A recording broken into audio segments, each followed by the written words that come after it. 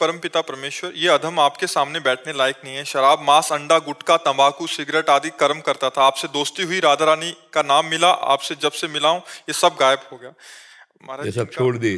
हाँ, बहुत बहादुर आदमी हो। महाराज इनका एक प्रश्न था कि ये और इनकी धर्मपत्नी ने लव मैरिज किया था, हाँ, प्रेम बढ़िया, विवाह कोई किया था, 9 साल तक रिलेशन में रहे, हाँ। बट पवित्र नहीं रह पाए। बहुत कठिनाई हुई, माता पिता की मर्जी से इन्होंने शादी कर दी। बट अभी आपका सत्संग सुनने के बाद इनको एकदम नहीं, पश्चाताप हो रहा है कि माता पिता की आज्ञा से शादी हो गया, वो जिससे प्यार किया उससे हो गया, बढ़िया। बट पहले अपवित्र हो गए थे। ऐसा था कि कह रहे अभी बहुत पश्चाताप हो रहा सबसे है। बढ़िया आप बात मना यह है करते कि जिससे आपकी मित्रता हुई वही आपकी अर्धांगिनी बनी, इसलिए उसमें हमें कोई शिकवा शिकायत नहीं।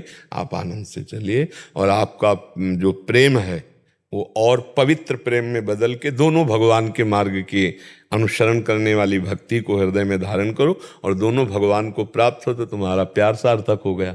दोनों एक ही जगह पहुंच जाओगे श्री भगवान के पास। आजकल जो प्यार होता है ना, वो सब दिखावटी और नौटंकी नाटक होता है।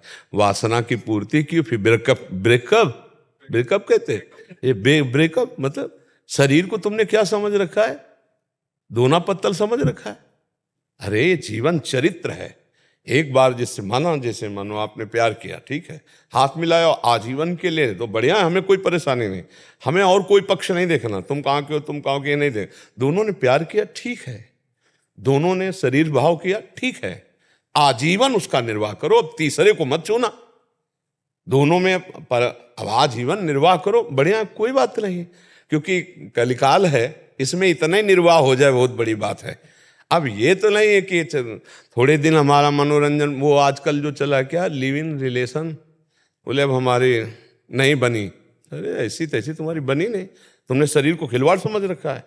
ये कौन सा मतलब संविधान चला? हमारी तो समझ में नहीं आता है कि यार महीना 2 महीना तुम्हें रखा, इसके बाद बोला हमारी पसंद के नहीं, फिर इनको रखा, फिर हमारी पसंद के नहीं। ये तो पूरा जीवन मनोरंजन में कट जाएगा।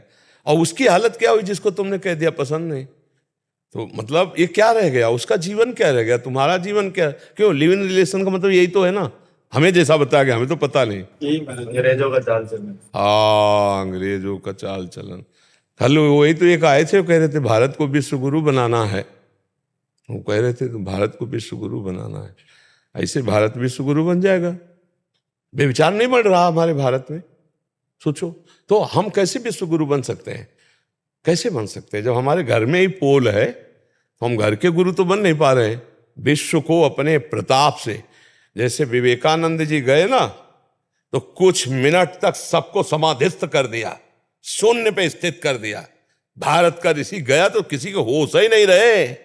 और ये कहा मेरे बहन और भाइयों अंग्रेजी से ना, तो सबके चित्त में ऐसे लगा कि एकदम लूट लिया।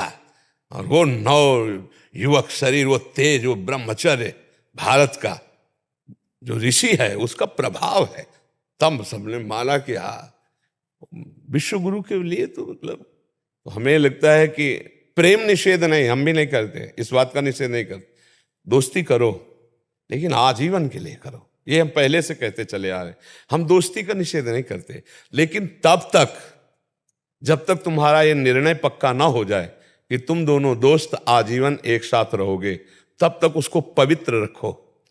अगर कहीं तुम्हारा मन बदल गया तो वो पवित्र जीवन लेके दूसरे की सेवा में तो जा सकती, वो अपने अनुकूल वर्ण कर सकती। आप फिर इसके बाद जब तुमने शरीर का प्रयोग कर लिया, फिर अब तुम्हारी पसंद नहीं रह गई, फिर तो तुम्हारे को स्वीकार ही करना होगा।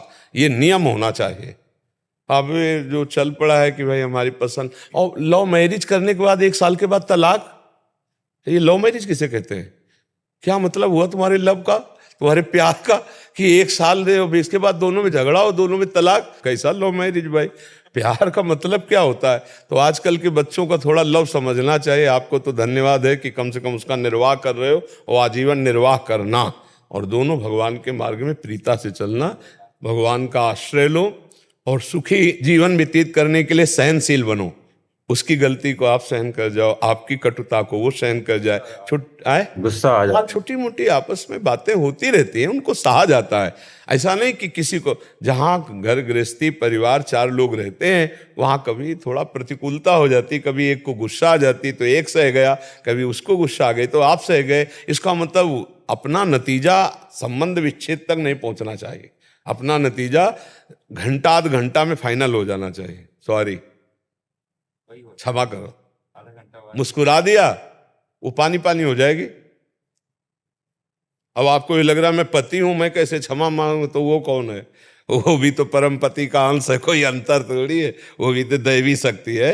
जब आपसे गलती हो गई तो आप राधे श्याम, उनसे गलती हुई तो आप, तो बढ़िया प्यार में जिंदगी। और गलती क्या है, थोड़ी थोड़ी मन की प्रतिकूलता को तो सहना चाहिए एक दूसरे से, और नाम जप करो, बढ़िया चलो। सच्चे वीर यही हो कि अपने अंदर के विकारों को मिटा दे हैं। जैसे काफी बातें आप बताए कि हमने छोड़ दी, अब अंदर की और बातें जो अध्यात्म में विघ्न डालने वाली, धीरे धीरे उनको समझते हुए, त्याग करते हुए, भगवान की प्रसन्नता ही, भगवान का साक्षात्कार ही मानव जीवन की पूर्णता है। यही पूर्णता है। राधा राधा नाम जपता हूं, आपका बस। हाँ, बस इसी से सब हो जाएगा। अब देख ले, ज्ञान मूलम गुरु मूर्ति, पूजा मूलम गुरु पदम, मंत्र मूलम गुरु वाक्यम, मोक्ष मूलम गुरु पदम। हाँ, अगर इतना दृढ़ भाव है तो श्री जी अपने आप सब पार कर देगी। उन्हीं के, उन्हीं की करुणा के सहारे अपने लोग हैं।